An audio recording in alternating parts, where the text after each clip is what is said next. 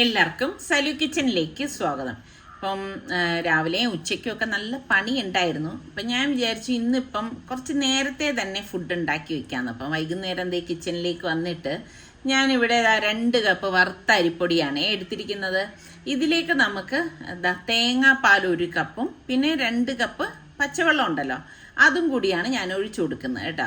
തേങ്ങാപ്പാൽ എടുത്ത കപ്പിൽ തന്നെയാണ് ഞാൻ വെള്ളം എടുത്തിട്ടുള്ളത്. പിന്നെ നിങ്ങൾ എടുക്കണ അരിപ്പൊടിയൊക്കെ ഡിപ്പെൻഡ് ചെയ്തിരിക്കും കേട്ടോ. വെള്ളത്തിൻ്റെ ഒരു കണക്കെന്ന് പറയുന്നത് പാകത്തിനുള്ള ഉപ്പും കൂടി ഇതിലേക്ക് ഇട്ടിട്ട് കട്ടയില്ലാതെ ഒന്ന് ഇളക്കി കൊടുക്കണം കേട്ടോ.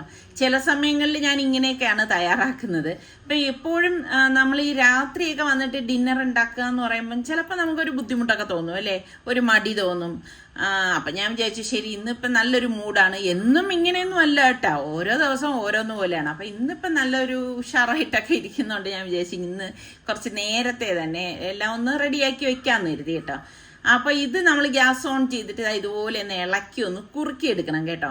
അപ്പം ഒരുപാട് മുൻപ് ഞാൻ ഇതുപോലെ ഞാൻ ഉണ്ടാക്കണം കാണിച്ചപ്പോൾ കുറേ പേര് എൻ്റെ അടുത്ത് പറഞ്ഞു ഇതൊക്കെ മെനക്കെടണോ എന്നൊക്കെ എൻ്റെ അടുത്ത് ഇങ്ങനെ ചോദിച്ചിട്ടുണ്ടായിരുന്നു. ഇങ്ങനെ ചെയ്യുന്നവരുണ്ടെങ്കിൽ പറയണേ. അപ്പോൾ അതൊന്ന് തണുക്കാൻ വെച്ച ശേഷം ഞാനിവിടെ കുറച്ച് നാരങ്ങ വാങ്ങിച്ചിട്ടുണ്ടായിരുന്നേ. അപ്പോൾ അത് ഒന്ന് പൊട്ടിച്ച് എടുത്തിട്ടുണ്ട്. ഇതിനിപ്പോൾ നന്നായിട്ടൊന്ന് കഴുകിയെടുക്കണം കേട്ടോ. അപ്പോൾ എപ്പോഴും വിചാരിക്കുന്ന ഒന്നാണ് കേട്ടോ. അപ്പം ഈ നാരങ്ങ എല്ലാം നല്ലതുപോലെ ഒന്ന് കഴുകിയെടുക്കാം. ഇപ്പോഴെന്താന്ന് വെച്ചാൽ നമ്മൾ അടുക്കളയിലേക്ക് എന്തെങ്കിലും ജോലി ചെയ്യാനായിട്ട് വരുമ്പോൾ തന്നെ നല്ല ചൂടായിരിക്കും. അപ്പം ചൂട് കാരണം സത്യം പറഞ്ഞാൽ ഇവിടെ നിൽക്കാനേ പറ്റത്തില്ല കേട്ടോ, അത്ര നല്ല ചൂടായിരിക്കും. പിന്നെ ഈ മഴ സമയത്ത് എനിക്ക് തോന്നുന്നു ആദ്യം മഴ തുടങ്ങി ഒരു 2-3 ദിവസം മാത്രമാണ് ചെറിയൊരു തണുപ്പൊക്കെ ഉണ്ടായിരുന്നത്. അല്ലാത്ത ദിവസങ്ങളിൽ ചൂടിന് ഒട്ടും കുറവുമില്ല. അപ്പം ഞാൻ നാരങ്ങ എല്ലാം നല്ലതുപോലെ കഴുകി എടുത്തിട്ടുണ്ട്. ഇനി നമുക്ക് ഇതൊന്ന് കട്ട് ചെയ്തെടുക്കണം കേട്ടോ. അപ്പോൾ ഇതൊരു വെറൈറ്റി രീതിയിൽ ഞാൻ ഉണ്ടാക്കാനായിട്ട് പോകുന്നതാണേ.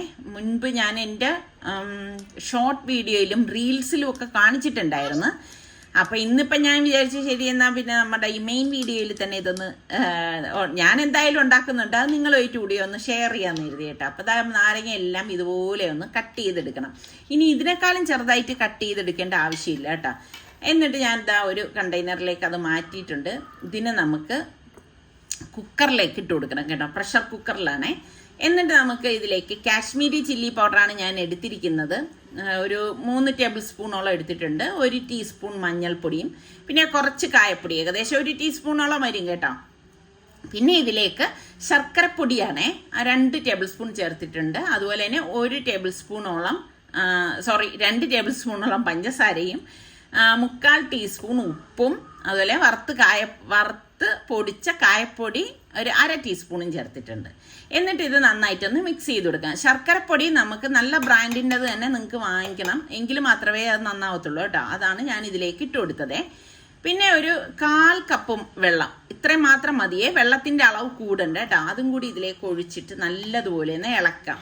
എന്നിട്ട് ഇനിയിപ്പം നമുക്ക് കുക്കർ മൂടിയിട്ട് വെയിറ്റ് ഇട്ടിട്ട് ഒരു 7-8 വിസിൽ വരെ ഇതൊന്ന് വേവിച്ചെടുക്കണം. അപ്പം നിങ്ങൾക്ക് അതിശയം തോന്നും ഇത്രയൊക്കെ വേണോ എന്നുള്ളത്, അത്രയും വേണം കേട്ടോ. അപ്പം ഞാൻ ഇതൊന്ന് വേവിക്കാനായിട്ട് വെക്കണേ. അപ്പം ഞാൻ മാവ് നമ്മളിവിടെ തണുക്കാനായിട്ട് വെച്ചിട്ടുണ്ടായിരുന്നല്ലോ.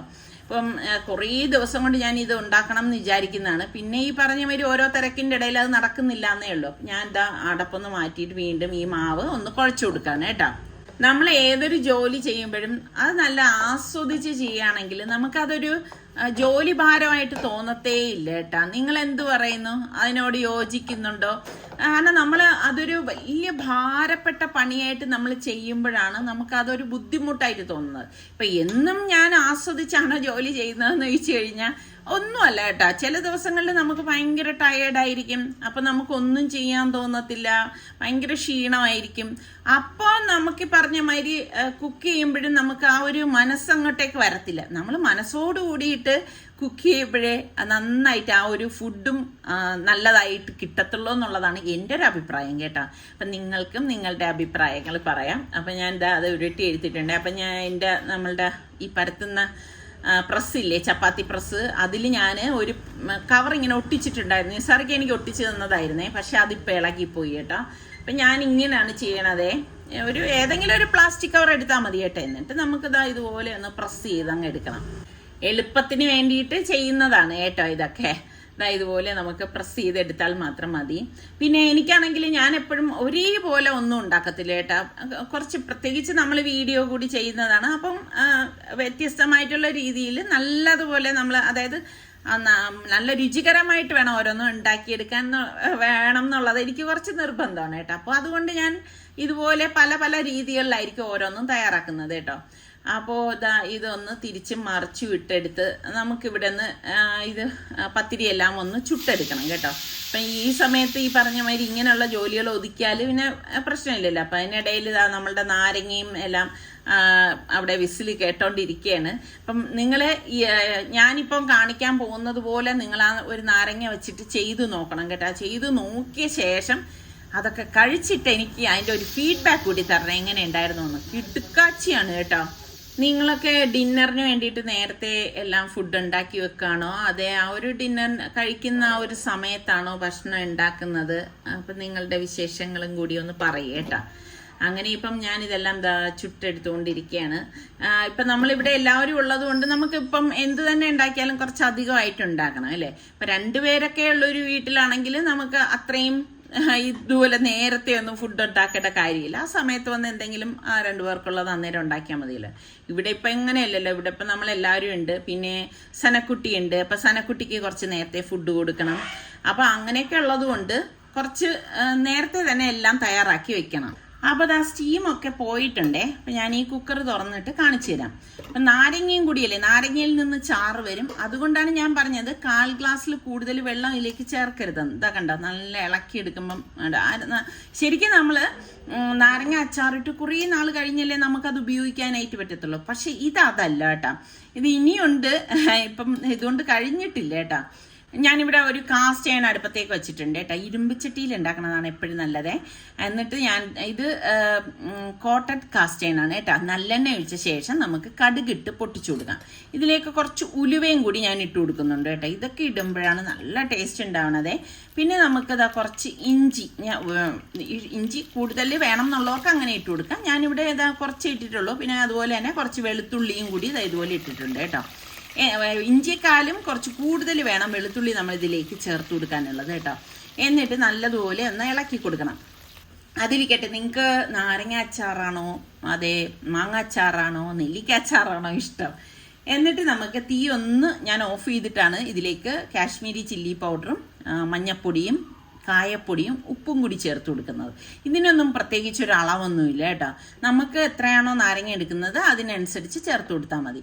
പിന്നെ കുറച്ച് വിനാഗിരിയും കൂടി ഞാൻ ഇതിലേക്ക് ഒഴിക്കുന്നുണ്ട്. എന്നിട്ട് നല്ലതുപോലെ ഒന്ന് മിക്സ് ചെയ്ത് കൊടുക്കാം. ഇത് കാസ്റ്റ് അയൺ ആയതുകൊണ്ട് തന്നെ പെട്ടെന്ന് ഇതിൽ ചൂട് നിൽക്കുന്നത് നിങ്ങൾക്ക് കാണുമ്പോൾ തന്നെ മനസ്സിലാവും.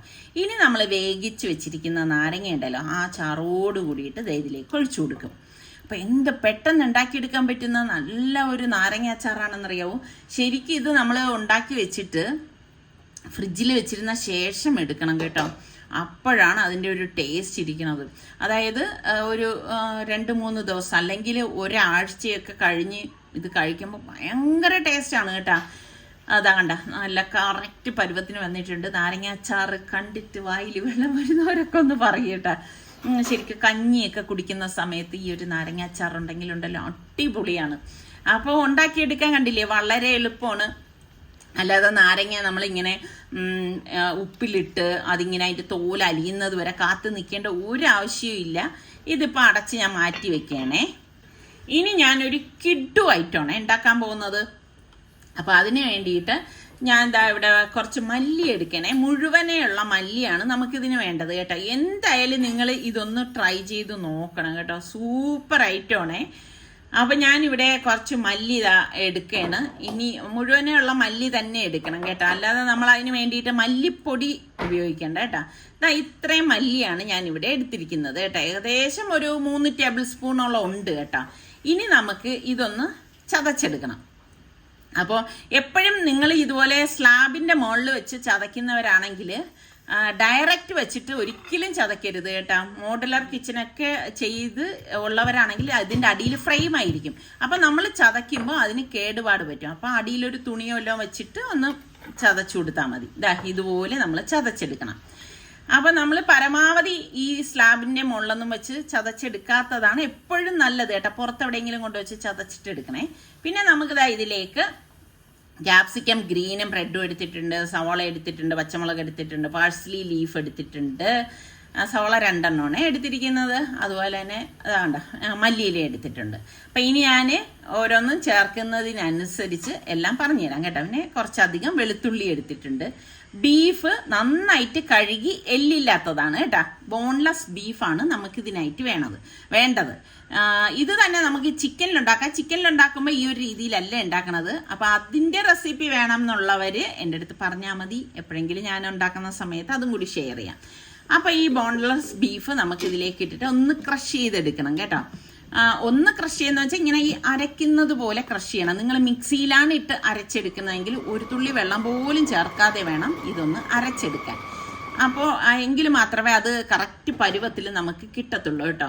അപ്പോൾ ദാ ഈ ഒരു രീതിയിൽ ഞാനിവിടെ അരച്ചെടുത്തിട്ടുണ്ട്. ഇനിയിപ്പം ഇത് നമുക്ക് ഒരു ബൗളിലേക്കൊന്ന് മാറ്റി കൊടുക്കണം കേട്ടോ. ശരിക്കും പറഞ്ഞു കഴിഞ്ഞാൽ ഇതിപ്പം ഏകദേശം ഒരു 1 കിലോയോളം ബീഫ് ഉണ്ടായിട്ടുണ്ട് കേട്ടോ. അപ്പോൾ അത് ഞാൻ ഇതാ ഒരു ബൗളിലേക്ക് മാറ്റി കൊടുക്കാണ്. ഇനി നമുക്ക് ബാക്കി കുറച്ച് ചേരുവകളൂടെ നമ്മൾ ഇതിലേക്ക് ആഡ് ചെയ്യും. അപ്പം ഞാൻ ഇതാ ഇതെല്ലാം എടുത്തിട്ടുണ്ടല്ലോ, ഇതെല്ലാം നമുക്കൊന്ന് ചോപ്പ് ചെയ്തെടുക്കണം. അപ്പം ക്യാപ്സിക്കം റെഡ് കുറച്ച് കൂടുതൽ ഇട്ടാൽ കുറച്ചുകൂടി നല്ലതാണ് കേട്ടോ. അതുപോലെ തന്നെ സവാള, പച്ചമുളക് 2 എണ്ണം മതി, അതിൽ കൂടുതൽ വേണ്ട. ഒരുപാട് എരിവൊന്നും വെച്ചിട്ട് നമ്മളിത് തയ്യാറാക്കരുത്. അപ്പം അത്ര ടേസ്റ്റ് ഒന്നും ഉണ്ടാവത്തില്ല. ശരിക്കും ആ ഒരു ഓത്തൻറ്റിക് ടേസ്റ്റ് കിട്ടണമെങ്കിൽ നിങ്ങൾ ഈ രീതിയിൽ തന്നെ ഉണ്ടാക്കി നോക്കണം കേട്ടോ. കിഡു ടേസ്റ്റാണ്. റെസ്റ്റോറൻറ്റിൽ നിന്നൊന്നും വാങ്ങിക്കേണ്ട ആവശ്യമില്ല. അപ്പോൾ പാഴ്സലി ലീഫും കുറച്ചധികം വെളുത്തുള്ളി ഇലയും ഇതൊക്കെ നിങ്ങൾക്ക് കാണുമ്പോൾ അറിയാമല്ലോ.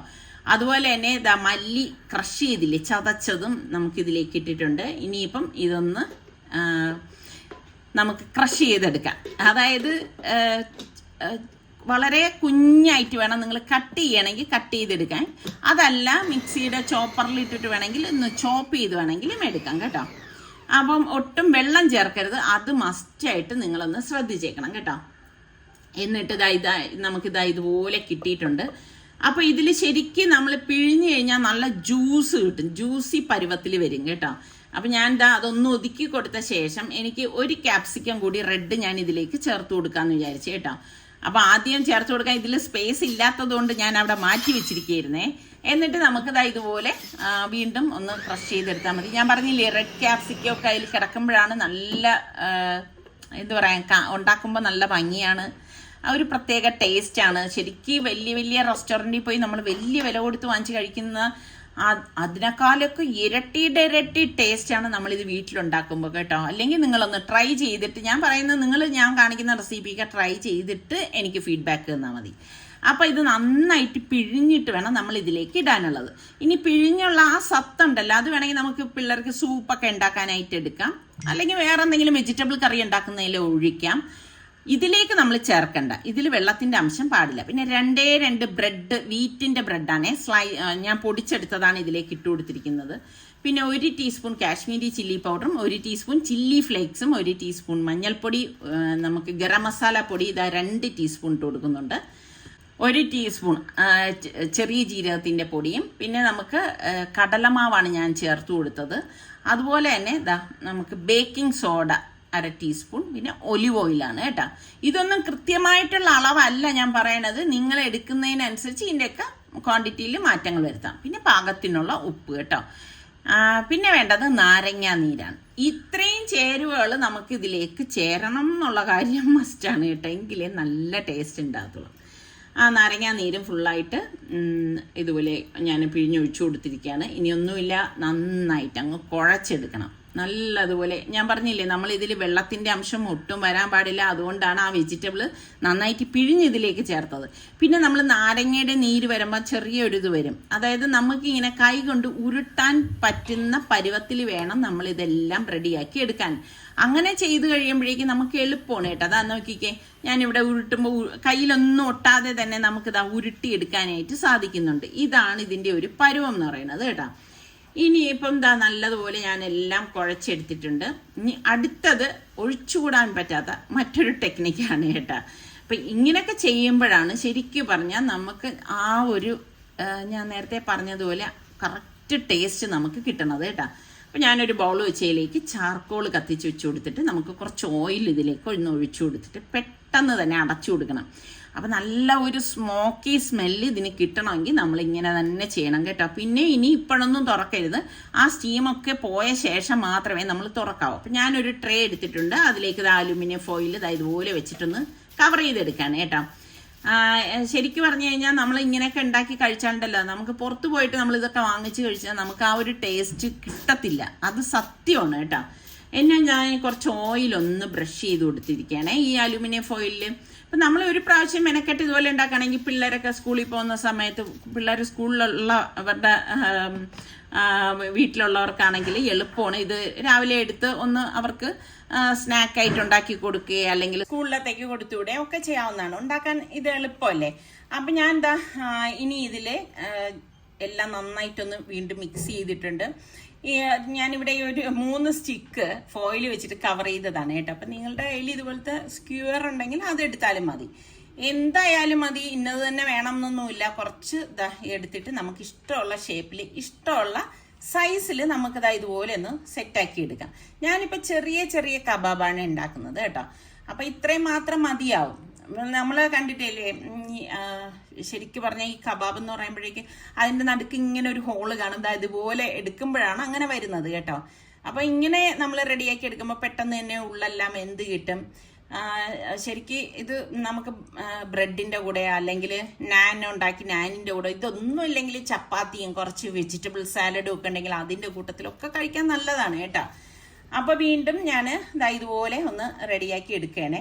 ഈ ഒരു പ്രോസസ്സ് വളരെ എളുപ്പമാണ്. നമ്മൾ മക്കളൊക്കെ വീട്ടിലുള്ള സമയത്ത് ഇതിപ്പം നമുക്ക് വേഗിക്കുക എടുക്കുക ഒന്നും വേണ്ടല്ലോ. ഈ ഒരു ഇത്രയും നമ്മളൊന്ന് ആ ഒരു ക്രഷ് ചെയ്തെടുക്കണം, ആ ഒരു പാട് മാത്രമേ ഉള്ളൂ. മക്കളൊക്കെ ഉണ്ടെങ്കിൽ അവരുടെ അടുത്ത് കൊടുത്തിട്ട് ഈ ഒരു ഷേപ്പിലാക്കി തരാൻ പറഞ്ഞു കഴിഞ്ഞാൽ അവർക്ക് നല്ല ഉത്സാഹമായിരിക്കും കേട്ടോ. അതിനോടൊപ്പം അവരൊരു പണി പഠിക്കുകയും കൂടിയാണ്. അപ്പം അങ്ങനെയൊക്കെ ചിന്തിച്ച് നമ്മൾ ഓരോ കാര്യങ്ങൾ ചെയ്യുകയാണെങ്കിൽ കുട്ടികൾക്ക് ഇൻട്രസ്റ്റും ആവും, അവർക്കും കുക്കിങ്ങിനോടൊരു താല്പര്യം വരികയും ചെയ്യും. അപ്പം അല്ലാതെ നമ്മൾ അവിയലുണ്ടാക്കുമ്പോഴും സാമ്പാർ ഉണ്ടാക്കുമ്പോഴും രസം ഉണ്ടാക്കുമ്പോഴും അവരെ വിളിച്ചാൽ അവർ വരത്തില്ല. പക്ഷെ ഇങ്ങനെയൊക്കെ ഉള്ളതിനെ അവരെ ഹെൽപ്പ് ചെയ്യാൻ വിളിച്ചാൽ തീർച്ചയാണ് അവരൊക്കെ വരും കേട്ടോ. അപ്പോൾ ഞാൻ ഇതെല്ലാം എടുത്തിട്ടുണ്ട്. ഇനി നമ്മളൊരു 10-15 മിനിറ്റ് ഫ്രീസറിലൊന്ന് സെറ്റ് ചെയ്ത ശേഷം സിപ്ലോ കവറിലാക്കി നമുക്ക് സൂക്ഷിക്കാവുന്നതാണ്. എന്തായാലും ഞാൻ അതിൽ നിന്ന് കുറച്ച് മാറ്റി വെച്ചിട്ട് ഇപ്പോൾ ഒന്ന് ഫ്രൈ ചെയ്ത് കാണിച്ചു തരാം കേട്ടോ. ഇതിപ്പം ഞങ്ങൾക്ക് കഴിക്കാൻ വേണ്ടിയിട്ടുള്ളതാണ്, ഞാനിപ്പോൾ ഫ്രൈ ചെയ്ത് എടുക്കാനായിട്ട് പോകുന്നത്. അപ്പം ആ ചുവന്ന കളറിലിരിക്കുന്നത് നമ്മുടെ റെഡ് ക്യാപ്സിക്കമാണ് കേട്ടോ. തക്കാളി നിങ്ങൾ ചേർക്കുകയേ ചെയ്യരുതേ, അത് പ്രത്യേകം ശ്രദ്ധിച്ചേക്കണം. പാനിൽ ഷാലോ ഫ്രൈ ചെയ്താണ് നമ്മൾ എടുക്കണത്. ഒരുപാട് ഓയിലൊന്നും നമ്മൾ ഇതിലേക്ക് എടുക്കത്തില്ല കേട്ടോ. അപ്പോൾ ഇതിൻ്റെ എല്ലാ ഭാഗത്തും വെന്ത് വരെയും വേണം. അപ്പം തിരിച്ചും മറിച്ചും സൈഡൊക്കെ ചെരിച്ച് വെച്ചും എല്ലായിടും കുക്കായി കിട്ടണം കേട്ടോ. ഇതുപോലെയുള്ള ഒരു സ്കില്ലറ്റ് ആണെങ്കിൽ വളരെ നല്ലതാണ് കേട്ടോ. ആ ഒരു ഷേപ്പ് നമുക്ക് ആ ഒരു കബാബിന് കിട്ടുന്നതാണ്. അപ്പം ഇത് ഫ്രൈ ചെയ്യുമ്പോൾ തന്നെ ഇവിടെ ഒക്കെ ഭയങ്കര മണം കേട്ടോ. കാരണം നമ്മളിത് ചാർക്കോളൊക്കെ വെച്ചിട്ട് എടുത്തതല്ലേ, ശരിക്കും ആ ഒരു ഓതൻറ്റിക് രീതിയിൽ എടുത്തത് കൊണ്ട് തന്നെ നല്ല മണമാണ്. ഞാനിവിടെ ഇടയ്ക്കിടയ്ക്ക് ഇത് ഉണ്ടാക്കുന്നതാണ് കേട്ടോ. അപ്പോൾ നമ്മൾ 2 സൈഡും റെഡിയായി. ഇതിൻ്റെ എല്ലാ സൈഡും മറു സൈഡും എല്ലാം നമ്മൾ ഇത് കുക്കായി കിട്ടണം കേട്ടോ. അപ്പം ഞാൻ പറഞ്ഞത് ശരിയല്ലേ, മക്കൾക്ക് ഇത് സ്കൂളിൽ കൊടുത്തു വിടുകയാണെങ്കിൽ അവർക്കും ഭയങ്കര ഇഷ്ടമാവും, അവരുടെ ഫ്രണ്ട്സിന് ഭയങ്കര ഇഷ്ടമാവും. കാരണം ഇപ്പം എല്ലാ മക്കളും സ്കൂളിലൊക്കെ ഷെയറിങ് മെൻറ്റാലിറ്റി ഉണ്ട് അല്ലേ. അവർ കൊണ്ടുപോകുന്ന ഫുഡ് അവർ മാത്രമല്ലല്ലോ കഴിക്കുന്നത്, അവരുടെ ഫ്രണ്ട്സും കൂടി ഷെയർ ചെയ്തല്ലേ കഴിക്കുന്നത്. അങ്ങനെ ഇപ്പോൾ നമ്മൾ ഉണ്ടാക്കിയ കബാബെല്ലാം എടുത്തിട്ടുണ്ട്. കുറച്ചിങ്ങനെ ഉള്ളി സാലഡോ, ഞാൻ സവോള അരിഞ്ഞിട്ട് കുറച്ച് കെച്ചപ്പും മിക്സ് ചെയ്തെടുത്തതാണ് കേട്ടോ. അതല്ലെങ്കിൽ വെജിറ്റബിൾ സാലഡ്, ഞാൻ നേരത്തെ പറഞ്ഞില്ല ഒരുപാട് വെജിറ്റബിൾ സാലഡിൻ്റെ റെസിപ്പിയൊക്കെ ഞാൻ ഇതിനു മുൻപ് പോസ്റ്റ് ചെയ്തിട്ടുള്ളതാണ്. ഇനി നമ്മളുടെ കയ്യിൽ ബ്രെഡില്ല, അതുപോലെ തന്നെ ചപ്പാത്തി ഇല്ല, കുബൂസില്ല, ഒന്നും ഇല്ലെങ്കിലും ഇത് വെറുതെ കഴിക്കാനും നല്ല ടേസ്റ്റാണ്. പിന്നെ ഡിപ്പ് ചെയ്യാൻ ഒരു സോസും കൂടി ഉണ്ട്. ഇന്നിപ്പോൾ ഞാൻ ആ സോസൊന്നും ഉണ്ടാക്കിയിട്ടില്ല. അപ്പം ഈ ഒരു രീതിയിലാണ് ഇന്ന് ഞാനിത് സെർവ് ചെയ്യുന്നത്. അപ്പം എൻ്റെ കുക്കിംഗ് ഒക്കെ കഴിഞ്ഞിട്ട് ഞാൻ ഇവിടെ വന്നപ്പോഴേക്ക് കണ്ട ആകാശമൊക്കെ ഇങ്ങനെ ക്ലൈമറ്റ് ഇങ്ങനെ മാറി വരാൻ. രാവിലെ കാണുന്നത് പോലെയല്ല കേട്ടോ ഇപ്പൊ വൈകുന്നേരം. രാവിലെ ചെറിയൊരു മഴക്കോള് കാണും, ആകാശമൊക്കെ ഇരുണ്ടടഞ്ഞൊക്കെ ഇരിക്കുന്നത്. പക്ഷെ വൈകുന്നേരം അങ്ങനെയല്ല കേട്ടോ, നല്ല ശക്തമായിട്ടുള്ള, ഞാൻ നേരത്തെ പറഞ്ഞ പോലെ ചൂടുണ്ട്, അതുപോലെ തന്നെയാണ് ക്ലൈമറ്റും മാറ്റമുണ്ട്. അപ്പം സനക്കുട്ടി അവിടെ വന്നിരുന്ന് എൻ്റെ അടുത്ത് ഇരുന്ന് കാര്യം പറയുകയാണേ. എനിക്കാണെങ്കിൽ ഇങ്ങനെ കൊച്ചു കുഞ്ഞുങ്ങളൊക്കെ വന്നിരുന്ന് നമ്മുടെ അടുത്തൊക്കെ കാര്യം പറയുമ്പോൾ ഭയങ്കര ഇഷ്ടമാണ് കേട്ടോ. അപ്പോൾ ഫാബിയോളെ എനിക്കുള്ള ചായ ഇട്ടുകൊണ്ട് വന്നതാണ്. അപ്പോൾ ഈ ചായയൊക്കെ കുടിച്ച് ഇങ്ങനെ ഇരിക്കാൻ ഈ ഒരു സമയത്ത് നല്ല രസമാണ്.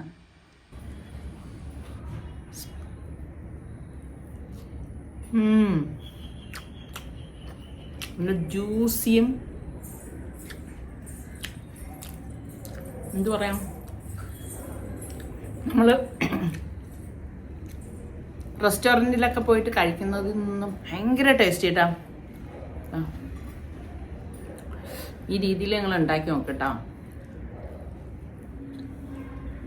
പിന്നെ കുറച്ചുകൂടെ ടേസ്റ്റ് വരാനായിട്ട് നമ്മൾ മിക്സ് ചെയ്തതിൻ്റെ അകത്ത് ചാർക്കോൾ വെച്ചില്ലേ, അതുപോലെ നമ്മൾ ഫ്രൈ ചെയ്ത് ലാസ്റ്റ് ആകുമ്പോഴേക്കും ഇതുപോലെ ചാർക്കോൾ കത്തിച്ചിട്ട് പാൻ അടച്ച് വെച്ചിട്ട് ഇരിച്ച് മറിച്ചിട്ടെടുക്കണമെങ്കിൽ കുറച്ചുകൂടി ടേസ്റ്റി ആയിരിക്കും. ഇതും അടിപൊളിയാണ് ശരിക്കും. നല്ല ഒരു ചാർക്കോളിൻ്റെ മണമൊക്കെ ആയിട്ട് സൂപ്പർ ടേസ്റ്റ് കേട്ടോ. ട്രൈ ചെയ്ത് നോക്കിയിട്ട് ഫീഡ്ബാക്ക് കൂടെ തരണം. ഇഷ്ടപ്പെട്ടാൽ ലൈക്ക് ചെയ്യാൻ ഷെയർ ചെയ്യാനൊന്നും മറന്നു വരുതേ. ചായ തട്ടിയിടരുതേ. സണക്കുട്ടി വന്നിട്ട് നോക്കിയേ. ബാ കൈതാ, എഴുന്നേക്ക് എഴുന്നേക്ക്. അയ്യേ നമ്മളെ എഴുന്നേക്ക്. ദാ ബിസ്മില്ലാ അടിക്ക്. എങ്ങനെയുണ്ട്? കൊള്ളാവോ? ബാ കേറി വാ. സനക്കുട്ടിക്ക് താഴെ ഇങ്ങനെ ഓടി നടക്കണം. വാട്ടാ.